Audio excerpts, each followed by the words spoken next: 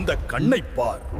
அண்ட சராசரங்களும் அடங்கி கிடக்கும் இந்த சங்களில் அக்னி மட்டும் இல்லை, உனக்கான நீதியும் இருக்கிறது. யாரோ ஒருவன் உன் பாதையில் முள்ளை பரப்பிவிட்டான் என்று ஏன் முடங்கி கிடக்கிறாய்? விதியின் சக்கரம் என் கையில் சுழலும் போது இந்த சாதாரண மனிதர்களின் சூழ்ச்சி உன்னை என்ன செய்துவிடும்?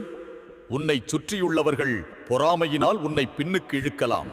ஆனால் உன் உழைப்பும் நேர்மையும் உண்மையாக இருந்தால் இந்த பிரபஞ்சமே உனக்கு வழிவிடும். தூணிலிருந்து நான் வெளிப்பட்டது வெறும் இரணியனை அழிக்க மட்டுமல்ல, நம்பிக்கை எங்கே இருக்கிறதோ அங்கே நரசிம்மன் இருப்பான் என்பதை உலகிற்கு சொல்லத்தான். உனக்கு எதிராக சதி செய்பவர்கள் உண்மையில் தங்கள் அழிவுக்கான விதையை தாங்களே தூவுகிறார்கள். காலம் கனிந்து விட்டது. உன் மௌனமே உனது பலமாகட்டும்.